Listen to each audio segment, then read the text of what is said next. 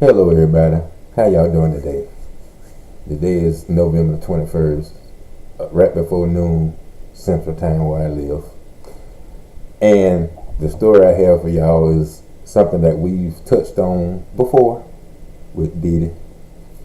But Diddy's being held accountable, people. That's all I'm gonna say. I'm gonna say that right now. This day has come. Y'all believe me now? Feds ain't in to play with people. You can't orchestrate nothing against the feds. You cannot. I'm gonna let y'all hear this breaking news. It's happening in real time. This is what's happening so far.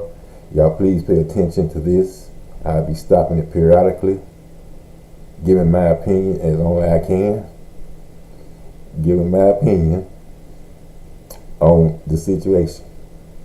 So y'all, take a listen, y'all. And the air outside the Southern District of New York feels heavier than any winter morning. News vans line the sidewalks, reporters whisper into their microphones, and the courthouse doors stand half open like the gateway to a storm. Inside that silence, one name keeps echoing again and again. Guess who? Sean Diddy Combs. This isn't a normal hearing. This isn't a routine court appearance. Today is an emergency. A crisis triggered by a discovery so shocking that the judge himself halted all other federal cases. Because just 2 weeks ago, on November 7th, during a routine inspection inside Fort Dix Federal Prison, an officer lifted a small food box from beneath Diddy's bunk and felt something strange inside. He opened it and froze. A brown bottle, half filled, a sharp, unmistakable smell rising from it.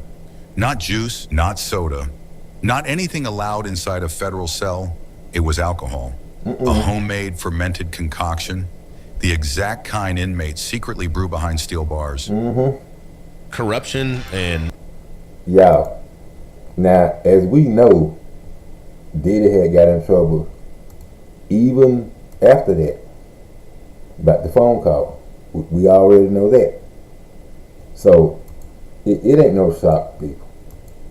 It really ain't no shock. We just want to hear the story and see what the judge got to say about Mr. Diddy, thinking he can be Diddy inside just like he was outside. Look at this food. Look at the bottle. Look at this food. Look at that. Takes days to prepare, the kind that is impossible to accidentally obtain. That small bottle, that single discovery, set off a chain reaction so violent the entire justice system pivoted overnight. Within hours, Fort Dix officials notified the Bureau of Prisons. By nightfall, the report reached the desk of Judge Aaron Subramanian, the same man who sentenced Diddy on October 3rd, and the same man who warned him that sobriety is not optional. Not optional. And the moment the report landed on his desk, Judge Subramanian made a move no one expected at this stage of the case. He reopened Diddy's entire sentencing file. He demanded answers. He demanded Diddy in his courtroom. And he demanded it today on a Friday morning, even though no emergency hearings were scheduled. As Diddy is transported through the underground entrance, escorted by U.S. Marshals, flashes explode outside. People push against barricades trying to catch a glimpse of the man who once ruled music and now stands on the edge of losing everything. He steps into the hallway. Orange jumpsuit, wrists restrained, eyes wide with the realization that this morning is not routine. It's a reckoning. Before going deeper into this video, make sure to like this video, subscribe to our channel, and hit the bell icon. That's how you'll never miss any breaking updates like this. Now let's get back to the story. Inside the courtroom, the atmosphere is suffocating. The benches are packed. Reporters, law students, federal observers, even former industry allies who didn't want to believe this day would come. Not a single camera is allowed inside, yet every detail feels recorded by memory alone. A silence falls over the room as marshals guide Diddy to the defense table. He sits down slowly, almost mechanically, as if his body hasn't caught up to the fear rushing through him. His lawyer, Mark Agnafilo, leans toward him, whispering something urgent, but Diddy barely nods. He knows what brought him here, and he knows what the judge is about to do might rewrite the rest of his life. The door behind the bench opens. Judge Subramanian steps in, robe flowing, face expressionless. Yet the tension instantly spikes. He sits. He adjusts his glasses. He looks at Diddy, and Diddy finally lifts his eyes only to meet a stare colder than anything he's faced so far. That bottle, that one reckless violation, has now become the center of the biggest court showdown of his career. And as Judge Subramanian clears his throat, the entire courtroom seems to stop breathing. Because everyone knows, this time, the consequences won't be small. This time, Diddy might lose far more than just years. He might lose the rest of his freedom forever. The moment Judge Aaron Subramanian settles into his chair, the atmosphere inside the courtroom hardens. It feels like the walls themselves are leaning inward, waiting to hear how far this case can fall. The judge doesn't speak right away. Instead, he studies the file in front of him. The alcohol bottle reports, the photographs, the signatures from Fort Dix officers. Every page stacked like evidence of a betrayal no one saw coming. Diddy sits still, but his breathing gives him away. Sharp, shallow, uneven.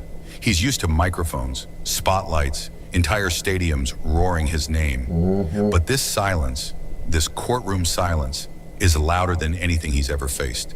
Then the judge finally lifts his head and his voice slices through the stillness. Mr. Combs, do you understand why you're here today? The words are simple but heavy, the kind that carry consequences before the sentence even arrives. Diddy nods once, barely. His lawyer answers for him, "Yes, Your Honor," trying to sound steady, but even his voice carries a tremor. The judge turns to the prosecution. "You may proceed." A prosecutor rises, holding a binder so thick it looks like a full crime record. She begins reading, every sentence sharper than the last. On November 7th, she says, a routine inspection at Fort Dix Federal Correctional Institution revealed alcohol in the possession of inmate Sean Combs. But this isn't the dramatic part. The dramatic part is the detail she adds next. And further evidence indicates the alcohol was not merely stored, it was produced inside the cell. A ripple moves through the courtroom. Produced. The word hits like a punch. Diddy's shoulders stiffen. Even he didn't expect that phrasing. Producing alcohol in federal custody isn't a violation. It's a catastrophic offense. It signals planning, intent, opportunity. It signals control over an environment where inmates are supposed to have none. The prosecutor continues, flipping to photos taken inside the cell.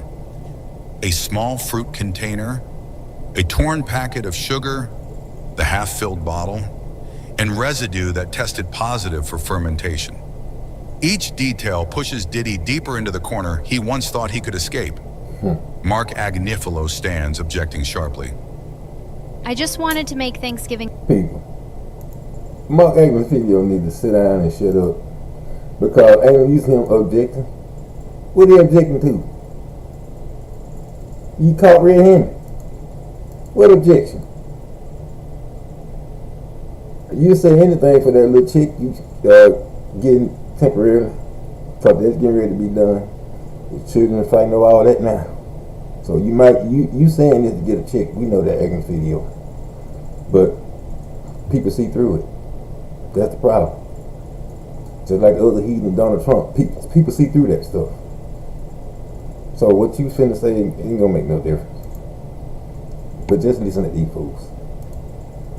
Just listen to these fools. Honor, nothing proves intentional brewing. But the judge doesn't budge. He raises a hand, not to silence the defense, but to focus the room.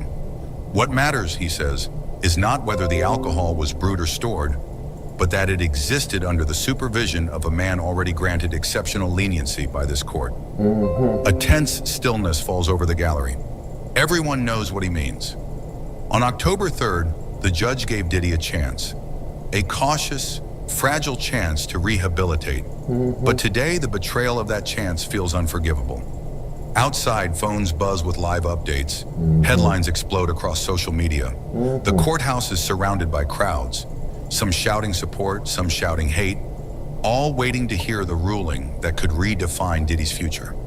Inside, Diddy keeps his eyes down, gripping the edge of the table. For a moment, it almost looks like he's trembling, not from fear of punishment, but from the realization that this isn't a misunderstanding that can be cleaned with money or influence. The system he once navigated with power is now towering over him, cold and unshakable. The prosecutor ends with a quiet but devastating line. Your Honor, this is not just a violation. This is an outright dismissal of this court's authority. The judge closes his folder slowly, looking at Diddy with a stare that feels like a verdict all on its own. The lights overhead flicker softly, the air growing heavier. And as the next phase of the hearing begins, one truth becomes unavoidable. Diddy is no longer a man fighting for reduced time. He's a man fighting for whatever remains of his future. The courtroom doors closed behind the last marshal, and the atmosphere inside shifted into something heavier, something that felt almost historical. This wasn't just a hearing anymore.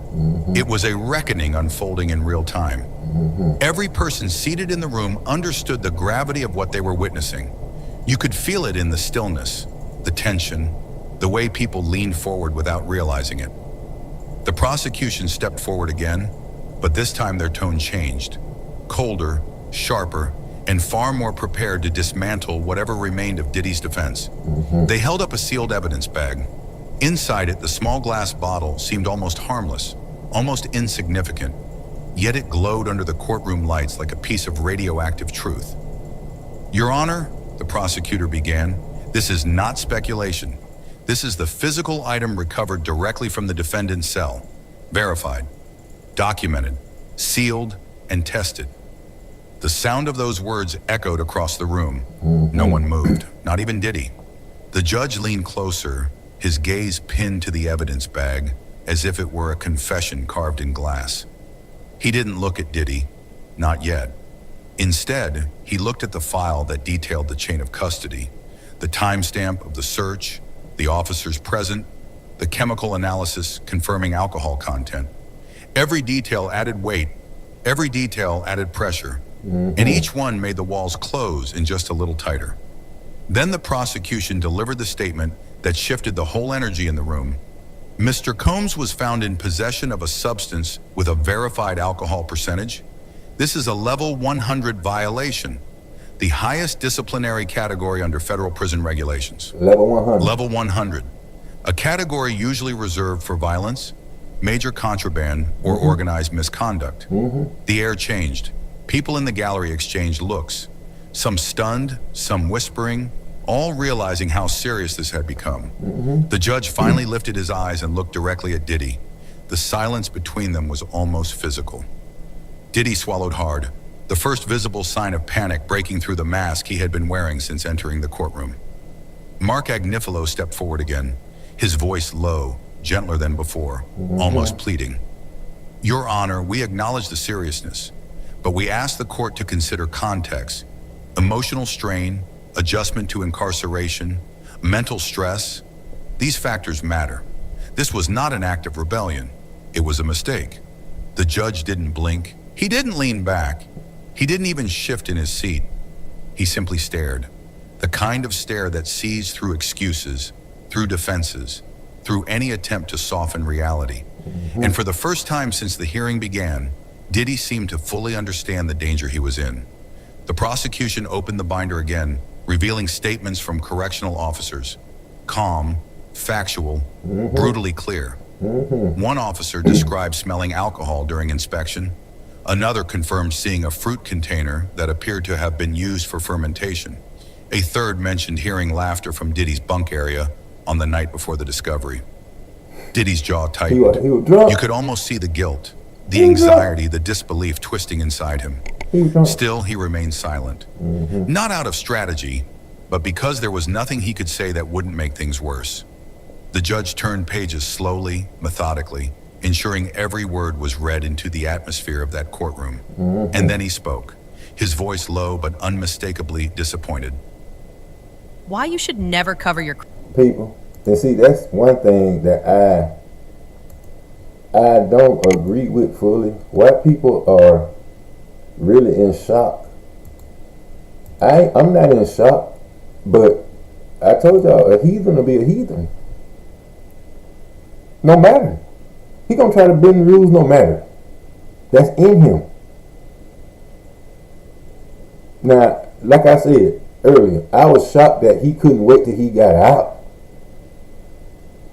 of prison. I mean, this early. I mean, I want to shock our people. You know, when you go to prison, that's stressful and stuff. So, you know, any little edge, any little thing you can do to break the edge, you're gonna try to do. You know, so you can't fuck the man 1,000% because look at his lifestyle and dramatically dwindled. Thanks to him, no sympathy from me. But I am human, and I know what it's like to be caged up. Never been incarcerated though, and I know that's a different kind of cage. But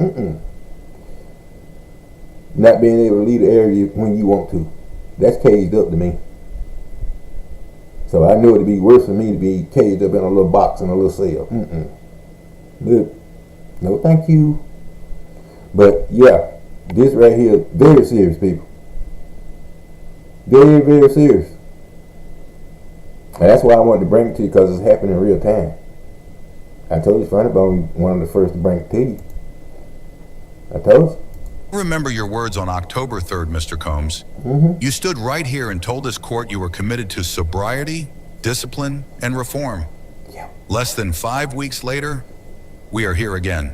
Yeah. Not by accident, not by misunderstanding, but by your choices. Yeah. A journalist in the front row covered her mouth. Another leaned so far forward he nearly dropped his recorder. The tension was electric, thick with fear, curiosity, and the weight of consequences. The judge continued, this time without looking up. This is not just a violation. This is a breach of trust. And in federal sentencing, trust is everything. Diddy closed his eyes slowly, as if absorbing a blow he couldn't dodge. Because deep down, he knew. Every second that passed was pulling him further from redemption, further from forgiveness, further from the possibility of ever walking out of prison on his original sentence. This wasn't a setback. This was the beginning of a collapse. And the courtroom felt the collapse happening in real time, like watching the final moments of a building giving way under its own weight. The judge hadn't even ruled yet, but the courtroom already felt like a place where history was being rewritten. The prosecution stepped back, and for a moment, only the hum of the ventilation system filled the silence. It was the kind of silence that tightens the chest, the kind that signals a storm is about to break. Diddy shifted slightly in his seat, a small, almost unnoticeable movement. But in a room this tense, it felt massive. His wrists trembled in the cuffs. His breathing grew shallow. He looked like a man whose world was shrinking inch by inch, second by second. And the worst part, there was no escape from it. Then the judge turned another page in the file, a page marked with a yellow tab and handwritten notes. Whatever was on it instantly darkened his expression. He looked up slowly, fixing Diddy with a stare that felt less like judgment and more like disappointment. This isn't your first internal violation, the judge said. Here we go. Each word hitting the room like a stone dropped in water. We have multiple reports indicating tension, verbal outbursts, and disciplinary warnings, all within the first month of your incarceration. Gasps rippled through the audience. Diddy's head snapped up, his eyes widening just slightly. His lawyer closed his eyes, not in shock, but like a man who knew this detail was coming and dreaded the moment it would be spoken aloud. But the judge wasn't finished. He picked up another document, a signed statement from a prison officer. On November 3rd, you were formally warned for refusing to follow a direct order during evening count. On November 5th, another warning was documented for disruptive behavior in the hallway outside your unit. He paused, then added, these actions show a man in conflict with the system, not a man committed to rehabilitation. Yep. Those words struck harder than any accusation the prosecution had thrown. Until now, the public only knew about the alcohol bottle. Yep. But this, Now we knew repeated that was warnings, behavioral problems, painted a much darker picture.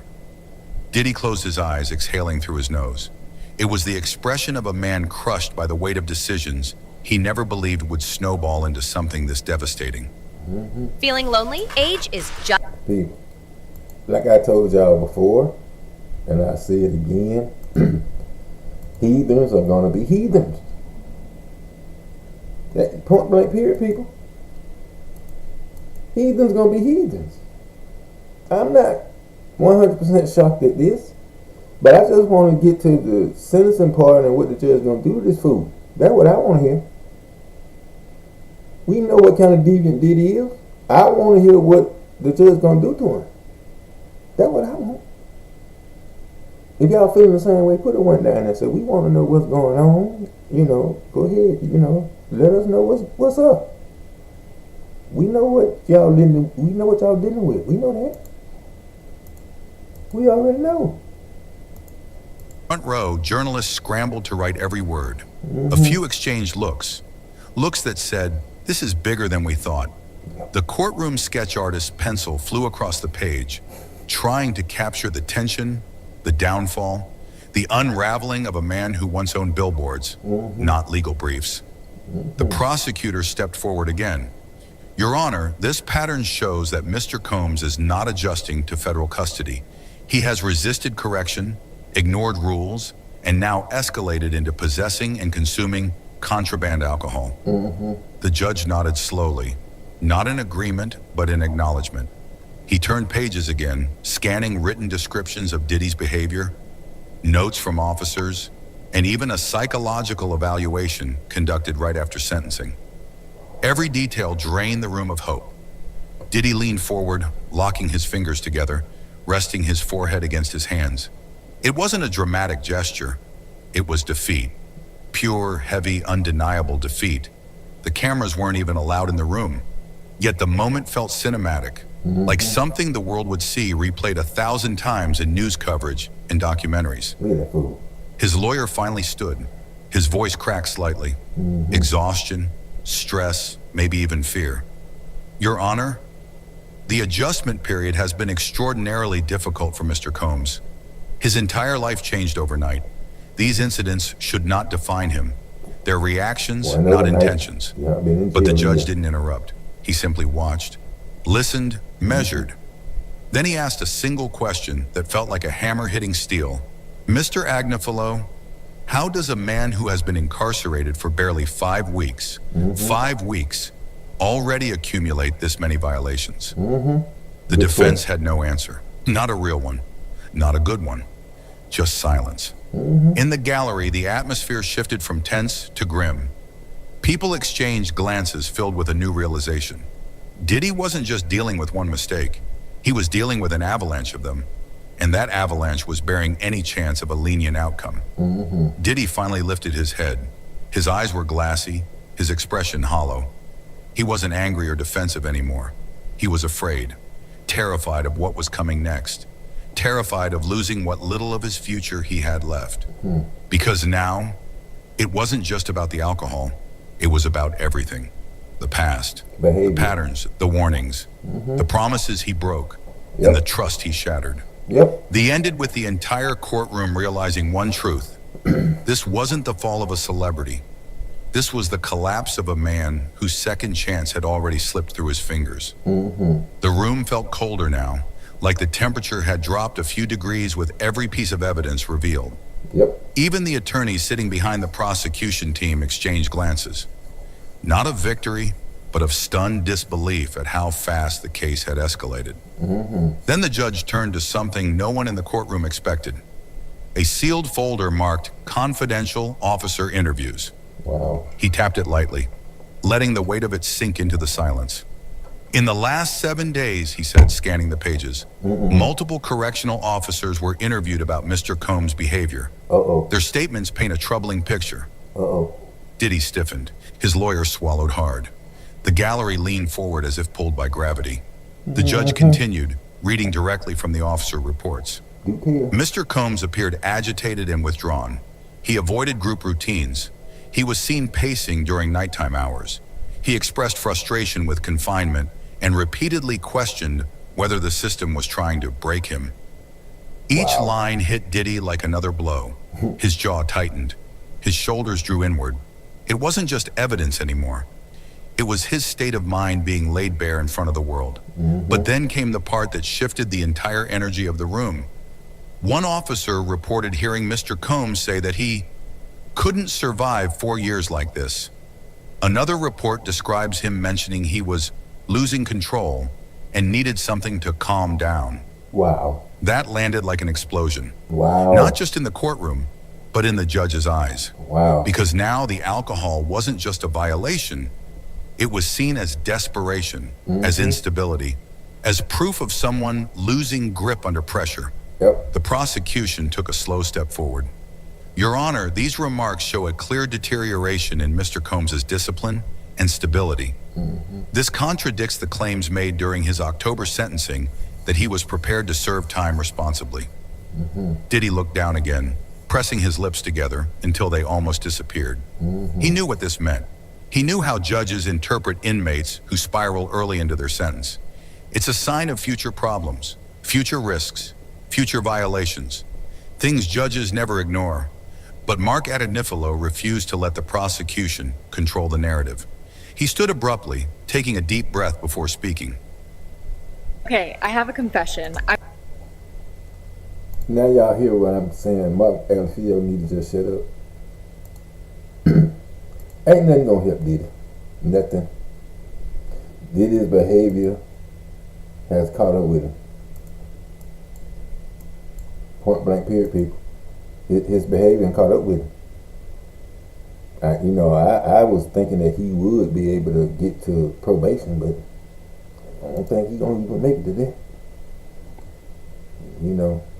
That's wishful thinking at this point. It is. Reflect emotional strain, not defiance. Prison is an isolating, psychologically brutal environment. Mr. Combs was struggling. He was not plotting misconduct. He paused, forcing the courtroom to listen. He is a man accustomed to freedom, used to responsibility, used to being surrounded by staff, support, and structure. They don't care. Overnight, that vanished. He is adapting. It's not perfect, but it's progress. The judge listened, but he didn't look convinced. He folded his hands, leaning forward. Mr. Adenifilo, adaptation does not include alcohol. The defense froze. The prosecution looked down at their notes, and Diddy closed his eyes. Not because he disagreed, but because he knew the judge was right. Outside the courthouse, the world kept spinning. Cameras flashing, live streams rolling, news alerts firing like rapid artillery across every platform. Inside, the tension thickened. The judge picked up another sheet, a psychological evaluation done after Diddy's initial intake. In October, he said, Mr. Combs told federal staff he was committed to sobriety.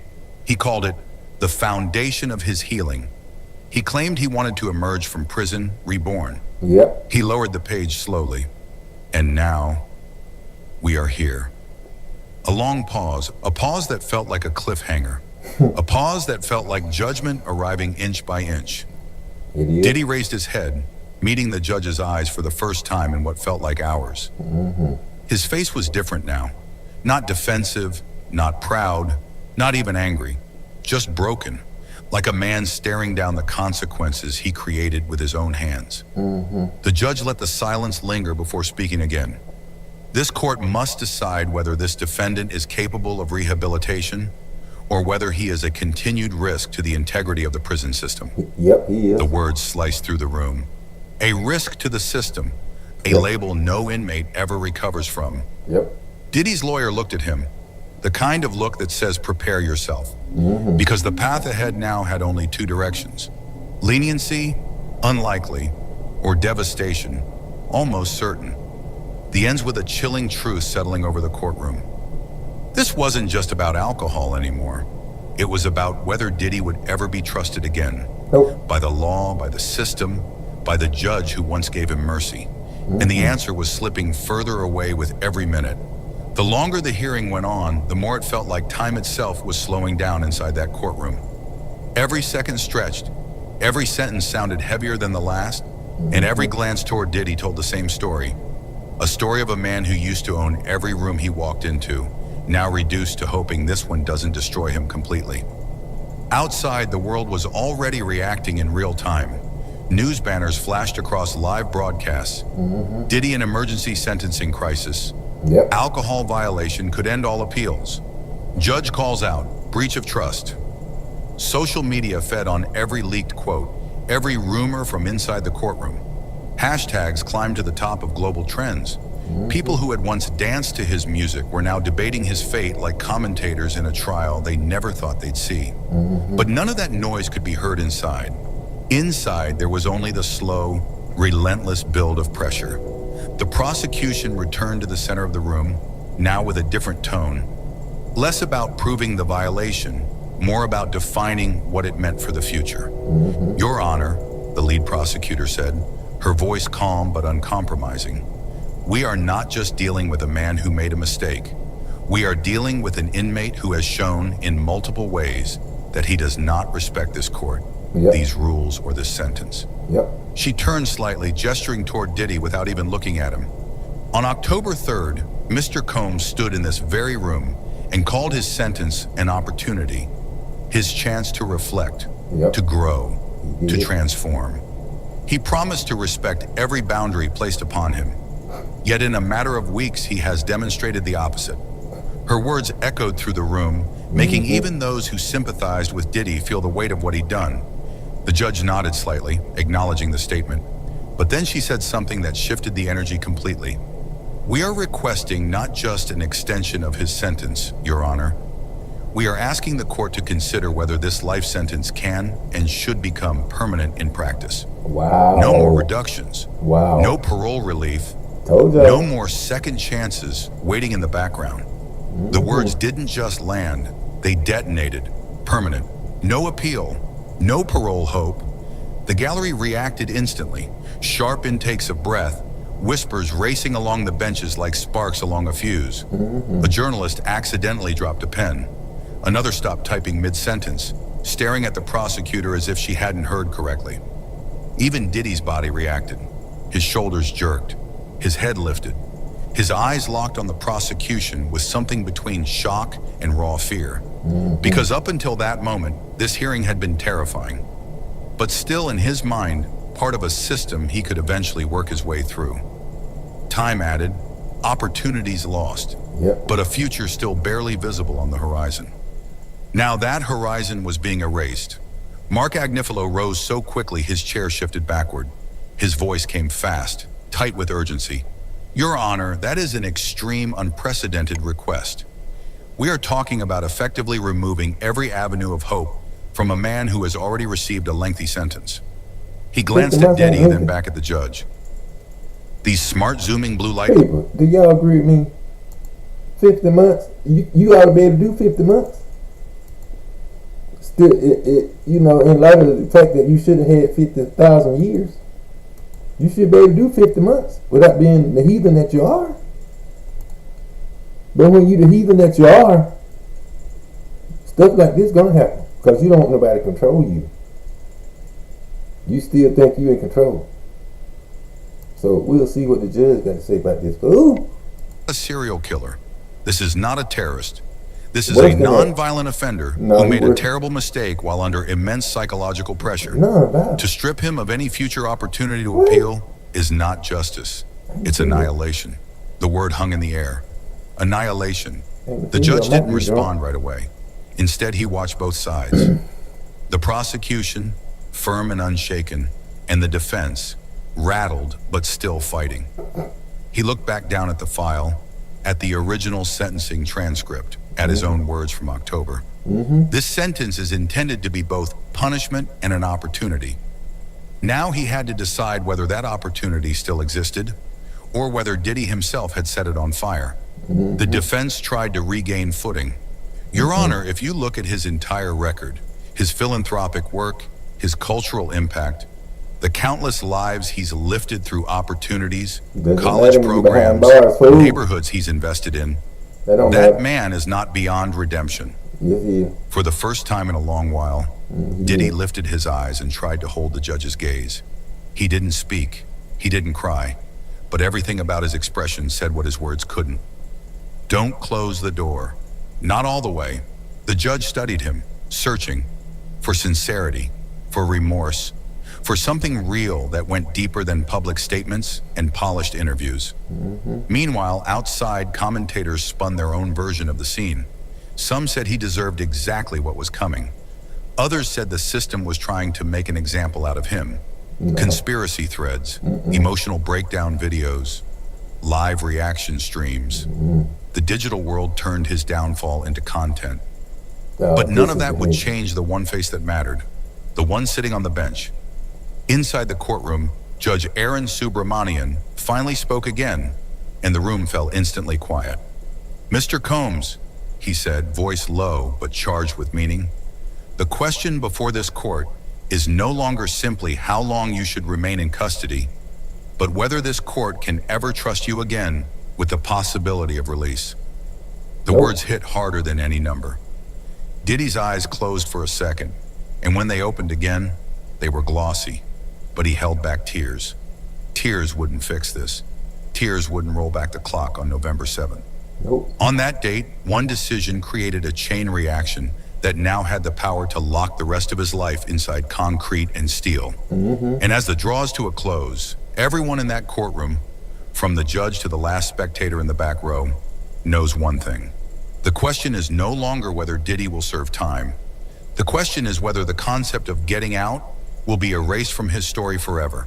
The courtroom felt like it had shifted into a different universe, one where every breath carried the weight of a lifetime, and every word spoken had the power to break a man forever.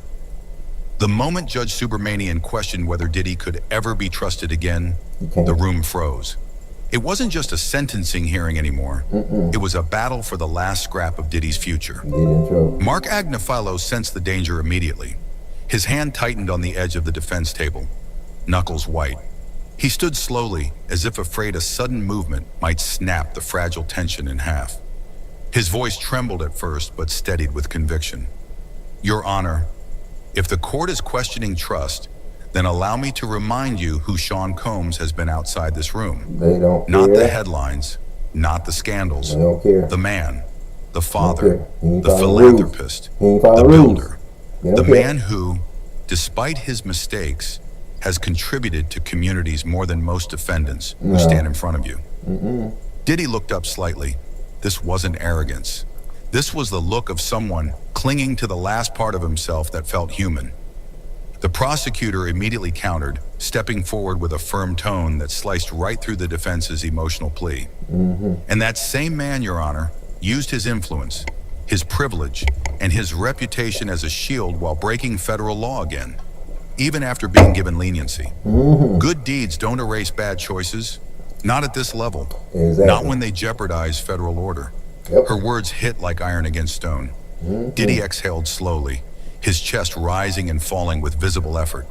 He wasn't used to being spoken about like this, like a case file, not a legend, like a problem, not a person. For years, his fame protected him, but in this courtroom, fame was poison. Judge Subramanian leaned back in his chair, fingers steepled beneath his chin.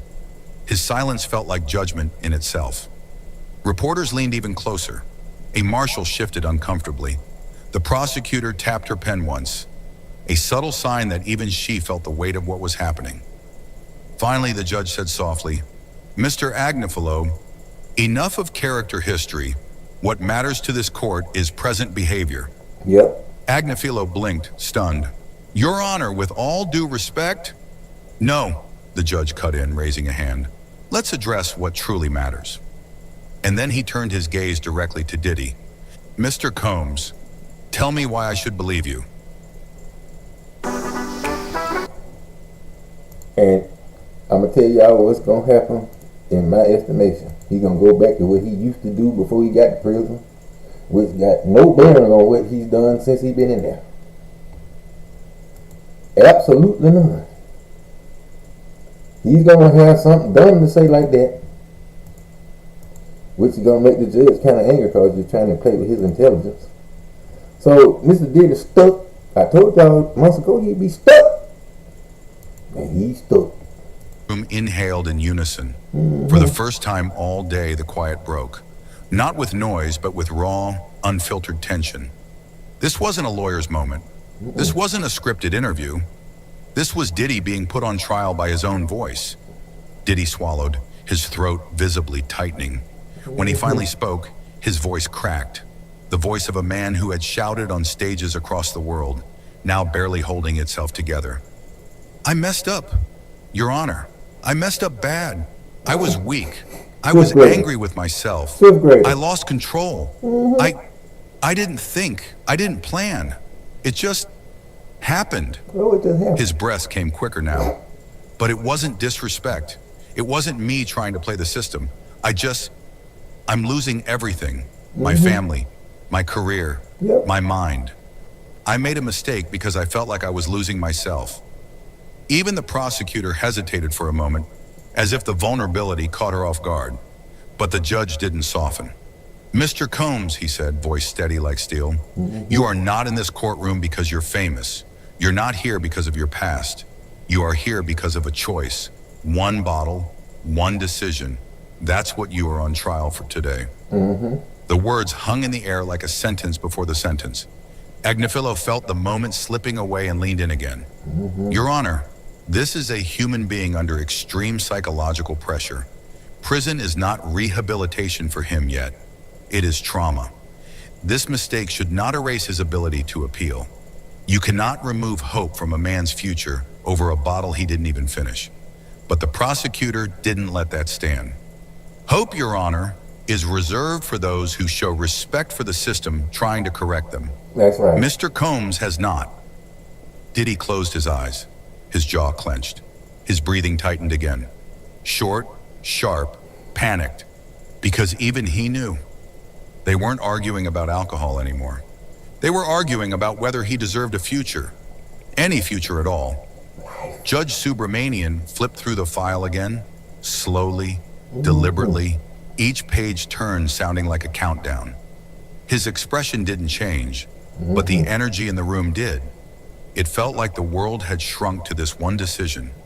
Outside the courthouse, crowds chanted his name. News helicopters hovered. Hashtags trended. The world waited. Inside, Diddy waited for one man to decide whether life sentence would mean life. Forever. And as the courtroom stands on the edge of a knife, the next words from the bench could turn a prison sentence into a permanent ending. The courtroom felt colder now, the kind of cold that doesn't come from air conditioning or marble floors, but from fear, consequence, and the undeniable sense that something irreversible was about to happen. Every person in the room could feel it. Even the air carried a strange heaviness, as if the walls themselves understood the gravity of what was unfolding. Diddy sat with his back slightly hunched, his hands tightening around the steel cuffs, the faint clinking echoing each time his fingers trembled. For years he had performed in front of millions, commanded arenas, controlled narratives. But here in front of Judge Arun Subramanian, he was just a man stripped of control, stripped of power, stripped of every illusion that fame could protect him. The prosecution stepped forward again, holding yet another sheet of paper. The final findings from Fort Dix's internal disciplinary board. The prosecutor's voice was calm, steady, but merciless. Your Honor, after thorough review, the prison concluded that Mr. Combs willfully possessed alcohol, knowingly violated federal prison conduct, and demonstrated a pattern of disregard for authority. A ripple of whispers moved through the gallery. Pattern. Pattern meant history. Pattern meant this wasn't just about the bottle. It was about everything leading up to it. Diddy's eyelids fluttered with a mix of shame and disbelief. He glanced toward the evidence table, and there it was, still sealed, the half-filled homemade alcohol bottle. That single object had become the symbolic wrecking ball to everything he'd built. He wanted to finish it. Mark Agnifilo rose slowly. Your Honor, he said, voice softer now, almost pleading. My client is not denying the violation. But this court must understand the psychological collapse that happens when a man goes from global icon to isolated inmate overnight. This was not rebellion. It was desperation. The judge didn't respond. Not yet, Agnifilo pressed on. Mr. Combs has been fighting public battles, legal battles, emotional battles for years. He is not excusing this mistake, but I beg this court to weigh his humanity, not just his flaws. But the prosecution wasn't finished. Feeling lonely? Age is just... People, y'all gonna have to watch the next video and see what the sentencing is, because this is a pretty good length of video. But y'all hit the thumbs up, subscribe to Funny Bone. But and if y'all ain't got nothing to do, want to kill some time, we gonna hear what the ending gonna be for this. Y'all know Funny Bone ain't gonna let y'all down like that. Y'all know that. I'm not gonna let y'all down. I'm gonna bring you the news whenever I can. And this is important, people, because Diddy is the type of person, like I said, you don't want to lose hope on everybody, but a heathen is going to be a heathen. I just been telling y'all that. He's going to be a heathen. She echoed, stepping forward. Your Honor, prison rules don't bend for humanity. They exist because inmates must be held to the same standard, whether they're famous or forgotten. The judge lifted his eyes again.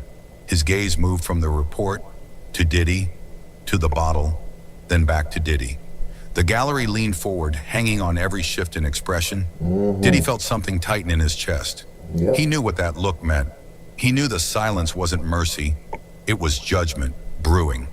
Behind him, a journalist typed rapidly, "Judge weighing permanent consequences." Another whispered to her colleague, "He looks furious. This could be the final blow." The tension mounted further when the judge requested the log of Diddy's disciplinary record since entering Fort Dix. The deputy clerk handed over a thin packet, thinner than most inmates, but still damning. Missed reform programs, verbal disputes, emotional instability reports. Nothing violent, nothing catastrophic, but enough. "Mr. Combs," the judge said slowly, "you were given structure. You were given a chance to rebuild. And instead, you allowed yourself to fall deeper into the very habits this court ordered you to abandon." Yep. Diddy swallowed hard, his eyes glistening. He didn't want to break down in front of cameras, but he could feel the pressure pushing against him like a wave. Mark Agnifilo whispered, "Look at him, Your Honor. Look at his condition. He is not the same man who walked in here on October 3rd. He is breaking. Don't turn this into a punishment he can never return from." But the prosecution snapped back instantly. "Actions have consequences, even for him." Diddy closed his eyes for a moment, not to hide tears, but because he couldn't bear to watch his world collapse in real time. He heard everything, but it sounded distant, as if he were listening from underwater. The judge leaned forward. "Mr. Combs, I am not interested in celebrity. I am interested in accountability." And suddenly the room felt even colder. Reporters clutched their microphones. Fans outside pressed against barricades. Social media exploded with live updates. Inside the courtroom, not a single person moved, because everyone knew the judge's next words wouldn't just shape Diddy's sentence. They would determine whether he had any future left at all. The judge's silence stretched so long that it started to feel intentional. A silence heavy enough to crush whatever hope Diddy still had left.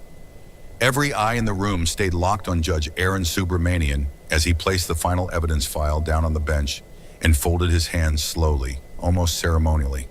This was the moment. Everyone knew it. The prosecution stopped speaking. The defense went still. Even the air felt like it stopped moving. Diddy sat frozen, staring down at the polished table, his breath shallow and uneven. His cuffed hands twitched with every exhale. For the first time in this entire saga, he looked less like a global icon and more like a man watching the last door of his life slowly closing. "Mr. Combe," the judge finally said, each word deliberate, "this court has reviewed every detail. The disciplinary report, the surveillance footage, the inmate statements, the alcohol evidence, and your prior sentencing order." He paused, letting the weight of the list sink deep into the room. "What I see is not a man in crisis. What I see is a man who refuses accountability." A murmur swept through the gallery. Reporters leaning forward, pens scratching across paper, cameras pointing at Diddy as if waiting for him to break. The judge continued. "On October 3rd, I gave you a structured sentence and a chance for rehabilitation. Instead, by November 7th, you had violated federal law inside federal custody, and not by mistake, by choice." Diddy's jaw tightened. His eyes glistened. He looked like he wanted to speak, like he wanted to stand and beg for another chance. But nothing came out. His throat locked, his mind blurred, his future dimmed. Mark Agnifilo stepped forward quickly. Your Honor, please, before you finalize anything, consider the psychological trauma he has endured. This is a man spiraling under pressure, not someone trying to defy the system. But the judge held up his hand, stopping him mid-sentence. Enough! That single word cut sharper than any argument either side had made. The judge leaned back, exhaled slowly, then spoke with a tone that felt cold enough to freeze the room. I am reopening and reevaluating your entire sentencing order. Gasps echoed from the gallery. A reporter's pen dropped to the floor. This is due to your repeated misconduct, your refusal to comply with federal rules, and your actions that demonstrate a complete disregard for the law. Diddy's eyes lifted, wide, frightened. The fear raw and unfiltered. His entire face changed, like he finally understood the gravity of what was happening. Judge Subramanian's voice grew firmer. Therefore, this court is moving toward an enhanced sentencing determination. Your eligibility for appeal is now under review. Your prior leniency is revoked. The room shook with whispers. He can lose appeal rights? This is catastrophic. He might never get out. Diddy's breath hitched. His chest rose and fell fast. He blinked rapidly, like he was trying to fight the panic swallowing him whole. The judge wasn't done. Mr. Combs, you have demonstrated that you cannot follow basic structure, even under supervision. This court must protect the integrity of the justice system. That is the priority. His words struck like blows, one after another, each one tearing away a piece of the life Diddy once knew. The judge leaned slightly forward, his brow tight with disappointment. You were given mercy. You chose misconduct. You were given clarity. You chose chaos. And now, you must accept the consequences. I'm gonna let you in on a little secret. Let me ask y'all a question. What do y'all think his consequences should be? You think this judge should even give him one more chance? Even though Diddy does not deserve it, what do you think the judge should do? Y'all look funny, but I don't know. Y'all think the judge should give him a chance? You think the judge should sentence him to 1,000,000 years and get it over with, or life? What do y'all think? He swallowed hard, his voice cracking silently as one whispered word escaped him. Please. But the judge didn't respond. He simply lowered his eyes to the final page of the sentencing review, lifted it, then placed it back down. The entire courtroom leaned forward, bracing, knowing the next step would decide everything. The moment hung in the air like a held breath. The final second before a life-altering verdict crashes down. The courtroom felt like it was shrinking, walls closing in, air tightening, every second turning sharper, heavier, almost unbearable. Diddy sat there, shoulders collapsed inward, as if the weight of every mistake he'd ever made had suddenly piled onto his back.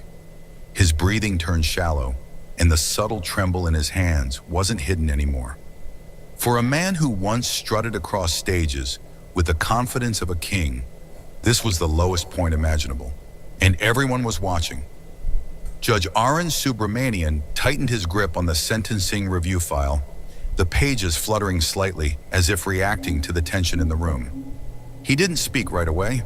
Instead, he scanned the courtroom, the prosecution team standing tall with cold confidence, Diddy's defense trying to mask panic, and the gallery crammed with reporters waiting to broadcast history. The silence dragged on until it became almost painful.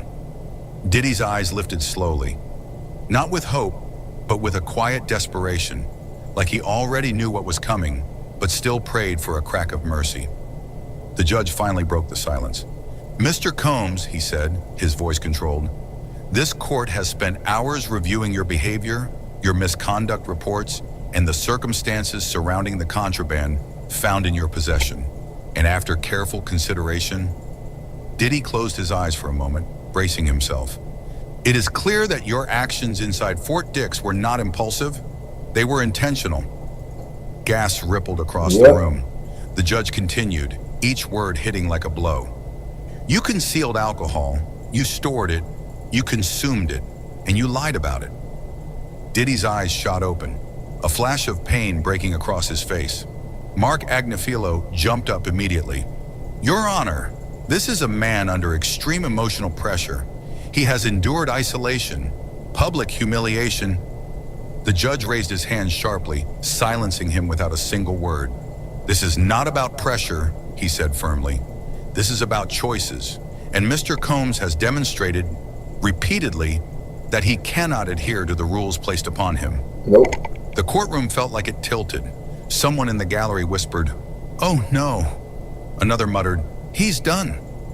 The judge leaned forward, voice cold and final. This is no longer a question of a minor violation. This is a question of your fitness for rehabilitation. Diddy's breathing grew faster. His fingers clenched against the table. His head lowered, and for a moment, it looked like he might break completely. Judge Subramanian continued, "You violated federal trust. You violated the conditions of your confinement, and you violated the integrity of this court." The tension hit its peak. Reporters froze mid-note. Cameras locked in. Even the marshals shifted, sensing the moment. "And based on your conduct," the judge added slowly, "this court is now prepared to consider the most severe sentencing extension available under federal law." A shockwave tore through the courtroom.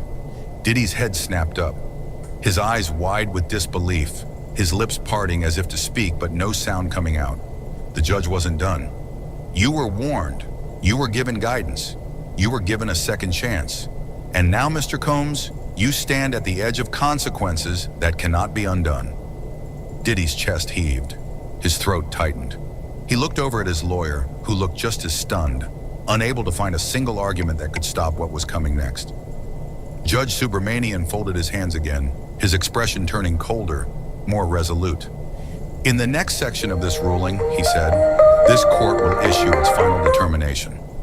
Those words hit harder than anything said before, because everyone in that room understood exactly what that meant. The next moment would be the one that shattered or sealed Diddy's future forever. And as the judge adjusted his robe and prepared to speak again, the world watched a man who once ruled the industry crumble under the weight of a single, irreversible truth. There was no turning back now. The judge lowered his eyes to the final page of the report, the page that would decide everything. And for a moment, the entire courtroom felt suspended in time. Reporters stopped typing, lawyers stopped breathing. Even the air conditioner's hum seemed to vanish. This was the moment, the turning point that everyone feared, expected, and whispered about for days. Diddy sat frozen, his face drained of color. His hands tightened around the edge of the defense table, knuckles turning white beneath the harsh courtroom lights. His chest rose and fell faster now, not in anger, but in pure, unmistakable fear. The kind that hits a man when he realizes there's no escape left. Judge Arun Subramanian straightened his shoulders, a small gesture, but one that signaled the final blow was coming. He looked directly at Diddy, not with hatred, not with emotion, but with the cold neutrality of someone who had made up his mind long before walking into the room. Apparel printing. That's what I'm asking. I want to know, people. What do y'all think so far? Y'all been with me this long? What do y'all think? Like I said, ain't no help for Diddy. He's a heathen. Point blank period, people. Mr. Combs, he began, his voice so firm it silenced everything around him. This court has reviewed every detail. The violation, the alcohol found in your cell, the investigative reports, your prior conduct, and the promises you made on October 3rd. Diddy blinked. Once, slowly, as if holding back the panic rising in his throat. "And based on all of that," the judge continued, "it is clear that rehabilitation is no longer a realistic option." Nope. Gasps shot through the courtroom. A woman in the gallery covered her mouth. The defense table tensed like a rope pulled to its breaking point. "This court finds," the judge said, lifting the sentencing order, "that Sean Combs has violated federal correctional rules in a manner that warrants the maximum sanction permitted under the law." Diddy leaned forward slightly, not to argue, not to plead, but because his body was failing him. His breath shuddered, his eyes widened with dread. The judge paused just long enough to let the gravity of the moment crush the room. "Therefore," he said, voice deepening, "effective immediately, your sentence is hereby converted to life imprisonment." The courtroom exploded. Gasps, shouts, Wow. tumbling over each other. Microphones dropping, pens falling from hands, security rushing forward. The shockwave felt physical, like something had actually burst inside the room. Life. Diddy's entire body jerked as if he'd been hit. "No," he whispered, barely audible but heartbreaking. No. His head fell forward, shoulders Life. collapsing. For the first time all day, he looked truly broken. Not angry, not defiant, just shattered. His lawyer tried to stand, but the judge's voice cut him off instantly. "There will be no appeals filed today," Judge Subramanian said sternly. "This violation, combined with prior misconduct, authorizes immediate enforcement. The sentence is final." Immediate enforcement, final. Two phrases that destroyed the last pieces of hope left in Diddy's world. Outside the courthouse, news alerts flashed across every screen. Breaking: Diddy sentenced to life. Alcohol scandal ends his freedom. Judge drops hammer. No appeal allowed. The fall of Sean Diddy Combs. Wow.